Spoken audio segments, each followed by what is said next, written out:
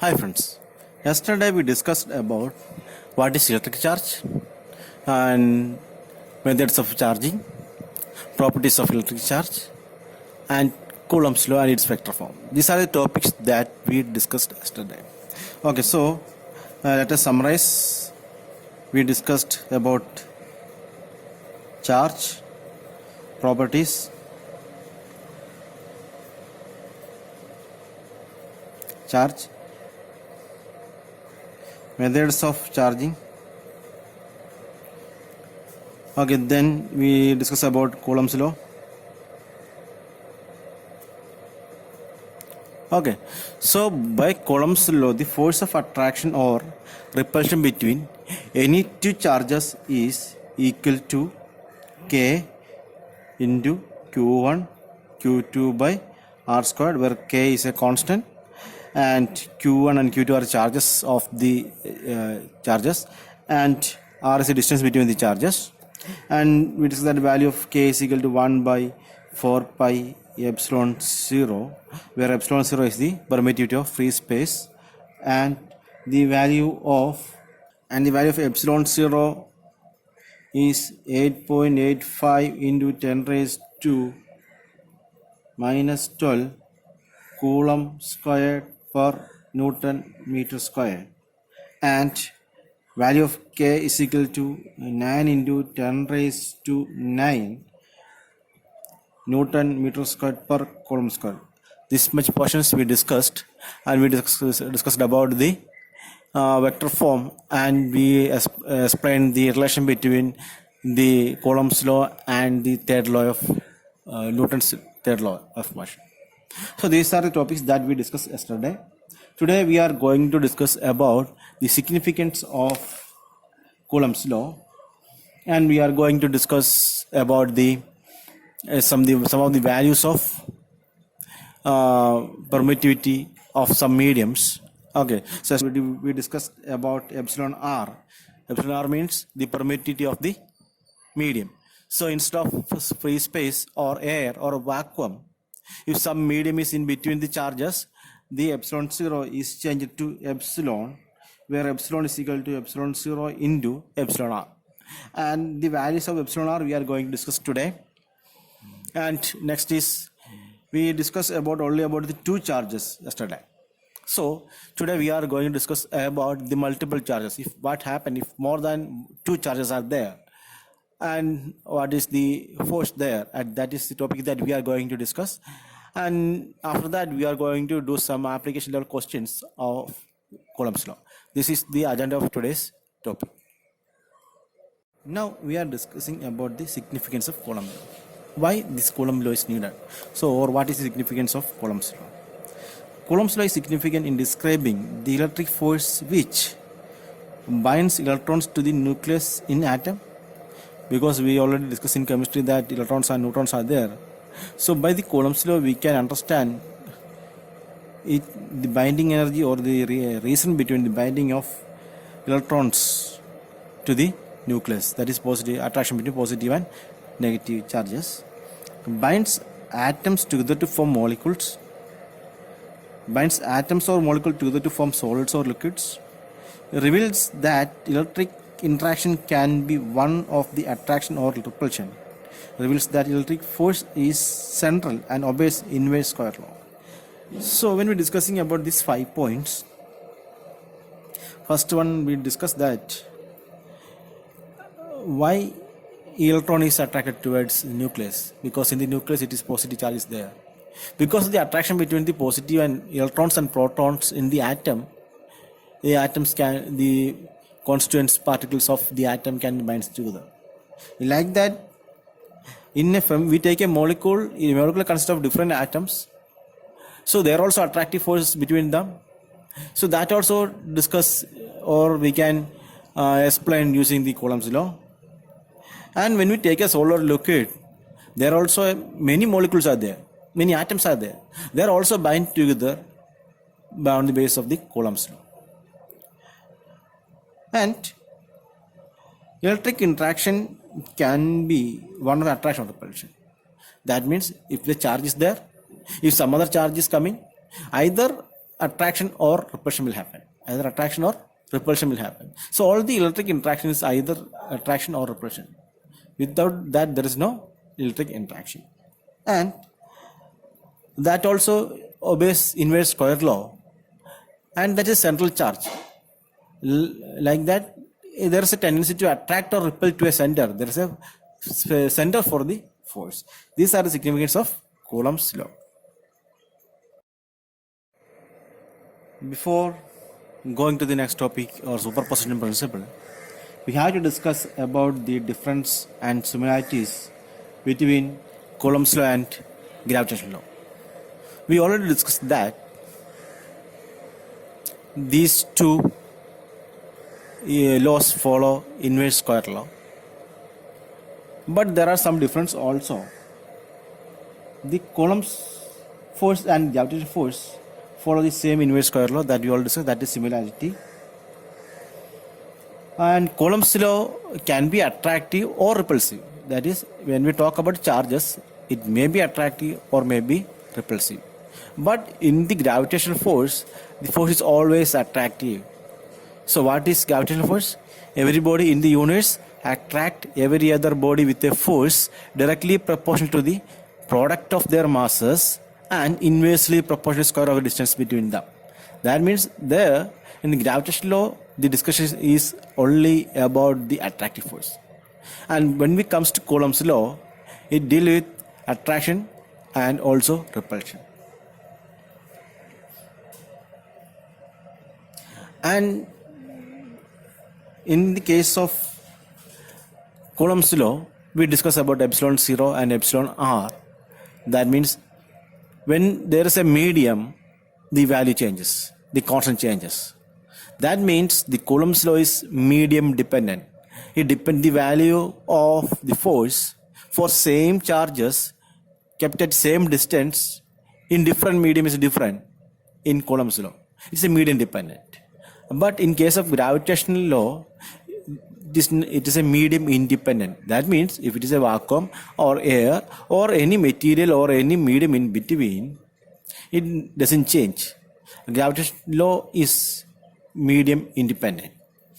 And next point that we are going to discuss similarity is that both forces are non-contact forces.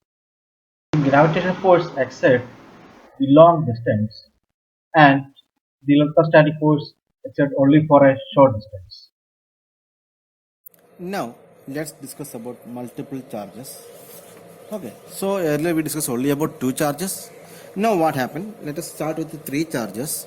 For example, let us take three charges Q1, Q2 and Q3. There are three charges kept at three different places. So the distance between Q1 and Q2 is R12, here it is R23 and here it is R13. So these are distance between the charges, and the interaction between any two charges is independent of the presence of all other charges.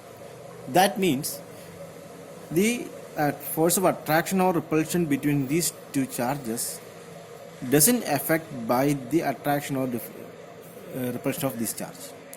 So the interaction between these two charges is independent of other charges, whatever it may be. If any charge is there in the vicinity, it doesn't affect the interaction between any two charges. So when we take the force between Q1 and Q2, it is F12, we can write F12. Okay, so by Coulomb's law we can write K into, it's okay, we can write the value 1 by 4 pi epsilon 0. We can assume that there is no medium in between. 1 by 4 pi epsilon 0 Q1 Q2 by R12 squared. Now we consider the force at first charge due to the third charge, that is force between Q1 and Q3. That's also 1 by 4 pi epsilon 0 Q1 Q3 by R13 square. So the total force due to Q2 and Q3 at Q1 is equal to the F1. Let's write F1. F1 is the total force at Q1. F1 is equal to F12 plus F13. Or we can write it as 1 by 4 pi epsilon 0. That is common. We take it outside. 1 by 4 pi epsilon 0. And from here we can take Q1 Q2 by R12 square plus Q1 Q2 by R13 square. Okay, so the total force is like this. That means the total force acting on a charge Q due to many charges. Let us take many charges: Q2, Q3, Q4, and like that up to Qn. There are n charges are there. Okay, so the total charge or the total force exerted on Q due to all these charges is equal to Fq is equal to Fq1 plus Fq2 plus Fq3 plus etc. of Fqn. Qn means force due to the charge Qn. Okay. So we can write it as 1 by 4 pi epsilon 0. That is common. We can write K also. Then Q1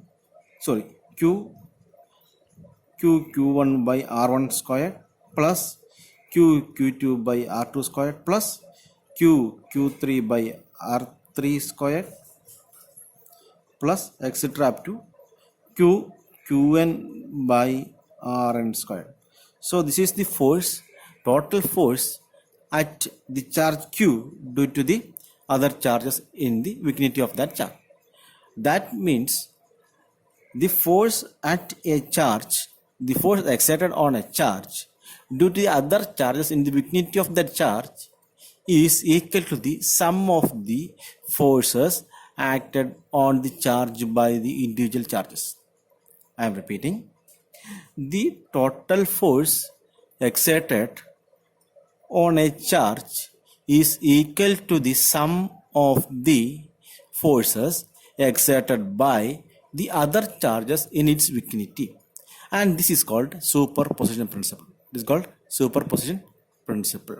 Okay, I think you guys understand what I am saying.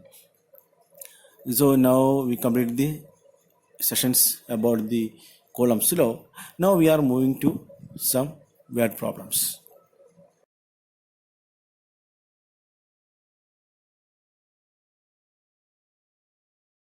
Word problems. So first let us consider a question. In the question it is given that the magnitude of electrostatic force between two identical ions that are separated by a distance of 5 into 10 raised to minus 10 meter is 3.7 into 10 raised to minus 9 Newton. That is our question. So what all things we can take from the question? First thing that we can take is their identical ions.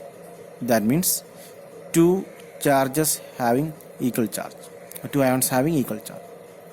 And second thing, what is given? The distance is given. So we are writing the distance. We denote distance r. R is equal to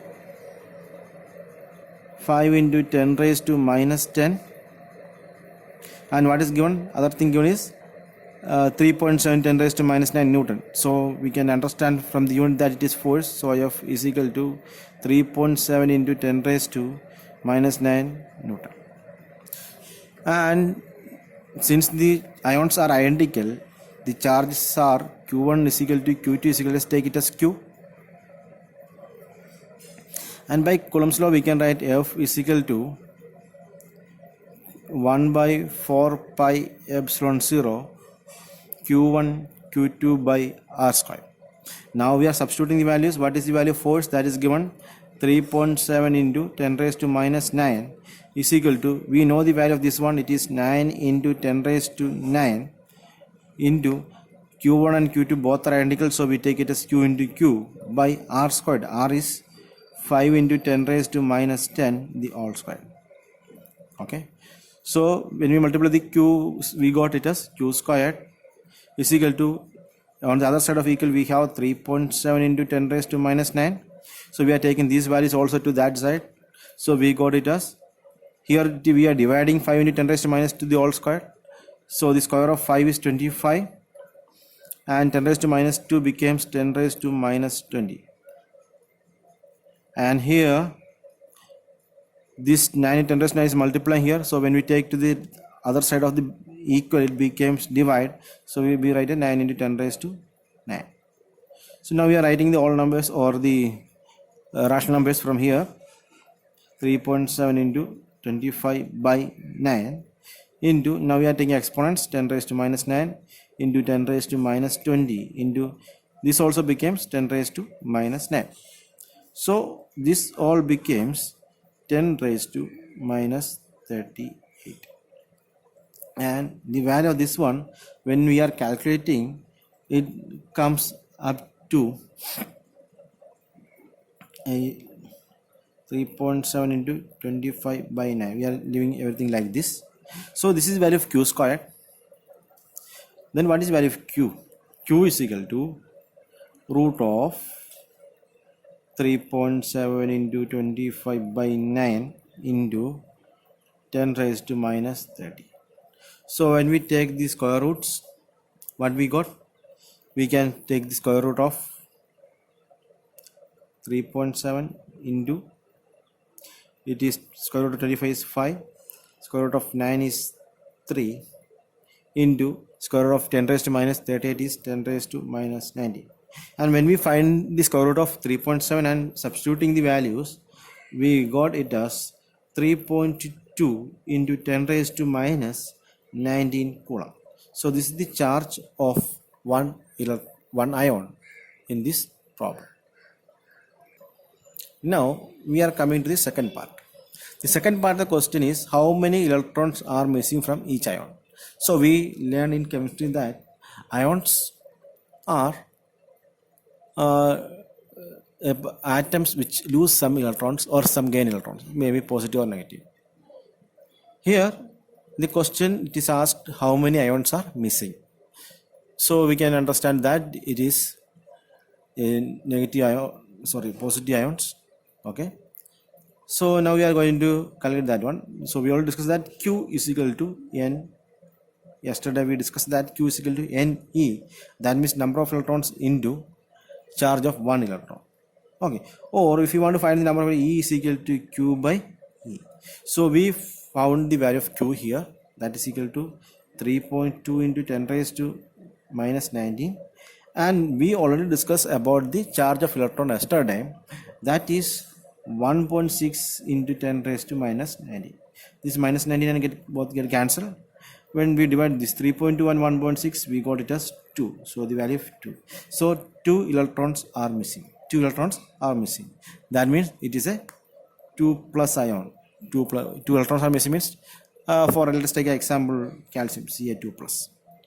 Ca2 plus means 2 electrons are missing. Mg2 plus. That means 2 ions are missing. So we can consider these are the examples. So how many electrons are missing here? 2 electrons are missing. So this is one question.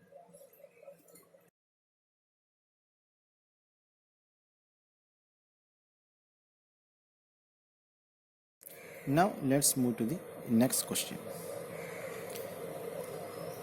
This question is, 2 insulated copper spheres of charge plus 10 microcoulomb and minus 20 microcoulomb have their centers separated by a distance of 10 cm.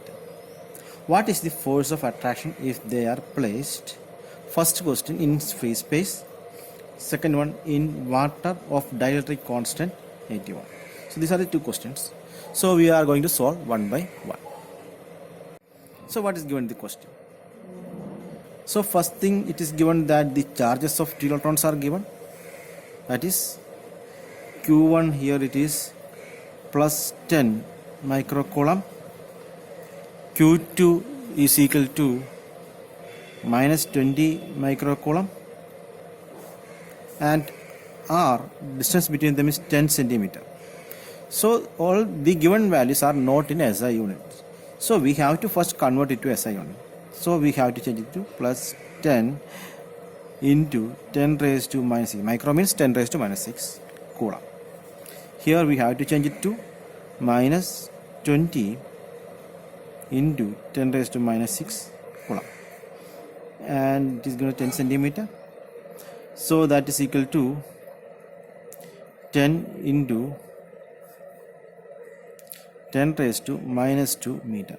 Now we convert all the given measurements to the SI units. So first question is to find the force between them when they are in free space. That means the epsilon 0 is, we are using epsilon 0 there. So by Coulomb's law we know that F is equal to 1 by 4 pi epsilon 0 Q1 Q2 by R square. That is equal to, the value we know, it is 9 into 10 raised to 9 into Q1 is 10 into 10 raised to minus 6 into Q2 is minus 20 into 10 raised to minus 6 divided by 10 into 10 raised to minus 2 the whole square. So it becomes, we can take 9 from here, we can take a 10 from here, we can take 20. I am writing the 20 as 2 into 10. So I take minus here. And in the numerator it is, so why I am writing 2 into 10 means we can cancel this 10 with the powers. So it is 10 raised to 9, 10 raised to minus 6 into 10 raised to minus 6 divided by, here it becomes, squaring we got it as 10 into 10 into 10 raised to minus 4. Okay, so we can cancel these two tens, and when we are adjusting, minus 9 into 2 becomes minus 18 into, here it is 10 raised to 9 into 10 raised to minus 6 into 10 raised to minus 6 into 10 raised to 4. This minus 4 became plus 4 when we go to the numerator. So when we are calculating this by using laws of exponents that we start learning in class 7 onwards, because minus 18 into 10 raised to, this is 6 plus 6 is 12, negative 12, and 9 plus 4 is 13, so it becomes 10. Okay, that is minus 180 Newton. So this is the force of attraction between these two charges when they are in free space. Now we are going to discuss the second part. Second part is, it is given that the dielectric constant, that is epsilon r, is given as 81. That is the only thing. Okay, so what we have to find? We know the equation of force when dielectric is there. We can write as 1 by 4 pi epsilon 0 epsilon r into Q1 Q2 by r squared. So this part we already solved above. Okay, so the solution of this part is F air. We can write it as F air. And what is remaining here? Epsilon r only.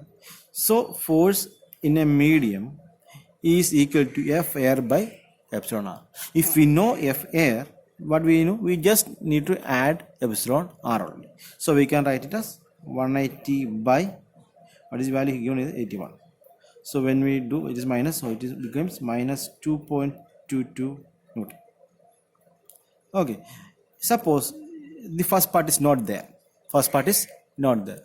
Then how can you find? Then we can find F medium is equal to, we know the value 1 by 4 pi epsilon 0. That is, you can write K. K by epsilon r into Q1 Q2 by r squared. This may be the equation. If the first part is not given, that is, we are not finding or we don't know the F air, then we can directly use it. So this value we know, this value, this value, this value, these three are given, this is also given, and this we know it is 9 into 10 raised to 9. So we are substituting all this value, we got Fm is equal to minus 2.2 Newton. That is the other way if the first part is not given. So you can follow as per the question. So before you start solving a question, just read the question carefully and think about it. Because in every question there may be a small change and there may be some simple tricks. Instead of so directly substitute using this equation, substituting all the values and doing so and so solutions, you just directly you can solve this way, like this way also. If you are starting like this, you have to do all the steps that we done earlier, and you have to repeat everything. That consumes your time, and you may lose your time in the exams. You may not get enough time when you are following it. So in every question, there are some loopholes or some hints that you can do it faster. Okay, so read the question carefully, think about that loopholes, and start doing. Then you can solve the questions very easily and fastly.